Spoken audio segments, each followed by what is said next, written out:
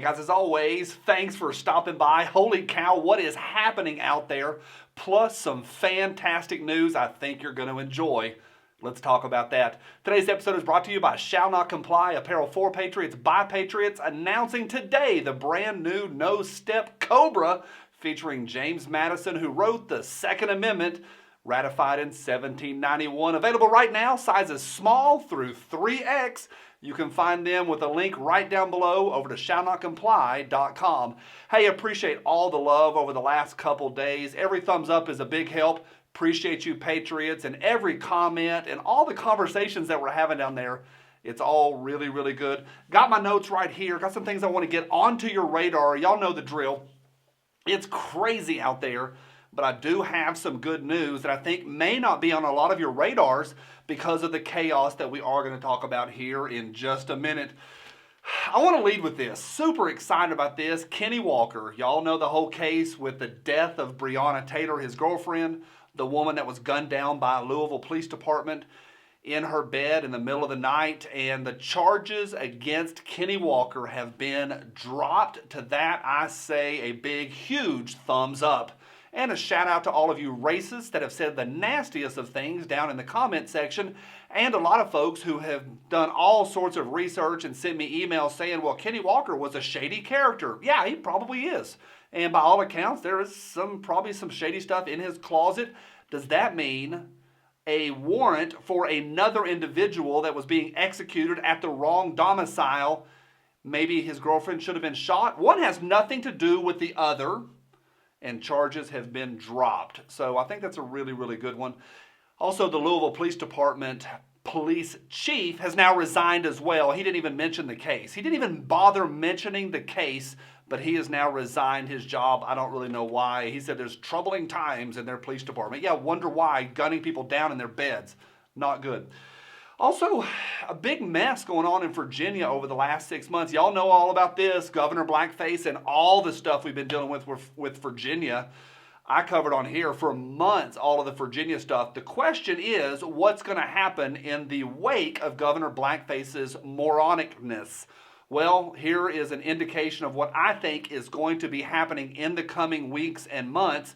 An election this week was held in Staunton, Virginia, in the city. It was a city council election. There were 4 seats up for grabs. It is a Democratic stronghold.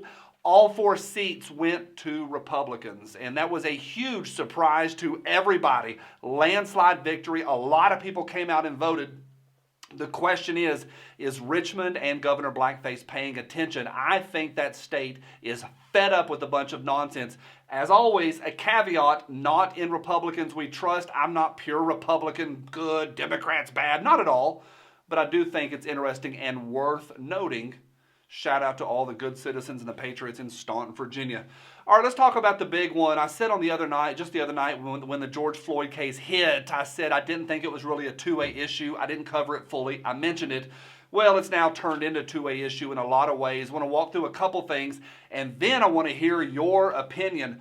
Here's a picture from Kansas City from just yesterday. The police department some of the members of the police department were out protesting police violence. And I think that is fantastic. I think it is worth the conversation.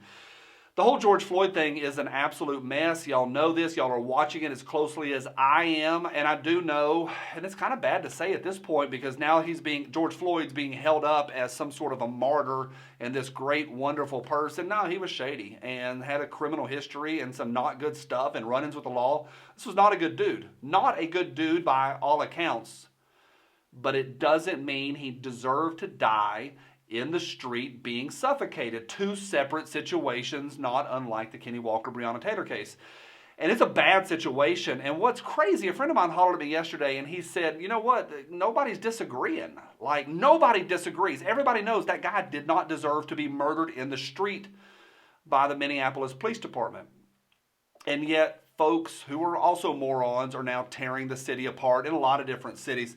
But in Kansas City, the cops are protesting. I thought that was super, super interesting. Dallas Police Department. Now, you're going to have to put on your tinfoil hats just a little bit, but this one's kind of been verified by a lot of different places.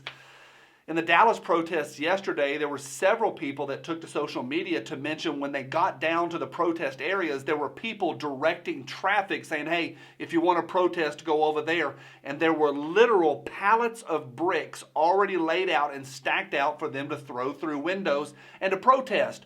Who is organizing this nonsense, assuming that you believe that, assuming that you do believe that these protests are organized? On some level they are. On other levels, you can't organize a mass mob because it is a mass mob. But a lot of reports coming in from a lot of major cities that the organizers, or there are organizers to the protest. And to that, I say it's scary, but also not surprising at all. So reports coming out of Dallas that some of the protests have been organized. Also, one of the individuals, and there were a lot that were going around with the hammers, smashing the windows clearly and just methodically going down the row, smashing windows so that rioters could get into the businesses in Minneapolis. At least one of those have been documented as wearing in-ear communication and talking and communicating and reaching down, touching their ear and communicating with other people. Again, some sort of organization behind this. Now, this channel, I don't do a lot of tinfoil hat stuff, a little bit. But I will say this, here's where I am, at least for today on Saturday afternoon, that there does appear to be some level of organization behind all of this. Why? What are they after? And that's my question today for all of y'all. Assuming that there is a level of organization to all of this, why? What are they after? What is the end game through all of these protests? Not just some of the nitwits that are down stealing free stuff, getting themselves a free TV. But I'm talking about on a higher level, if there are organizers to this, why? What are they after? What is your best guess? Where are you at least today? The information's coming in real time, and it's a challenge to sit and watch all of this stuff and not have all the information coming in at one time. So it's an absolute mess. Threw my notes on the floor. I'm watching this. One of my fears, and I'm always filtering everything through the Bill of Rights, through the Constitution. Which one of our rights are these folks trying to take away? Never let a crisis go to waste. Someone is going to try to profit off of this in one way or another politically to try to turn things and to keep turning things away from the foundations of this country and to chip away and destroy our rights and our freedoms one at a time. But I can tell you this, I am armed and ready, and to all of those out there organizing this nonsense, from my cold, dead hands. Bye.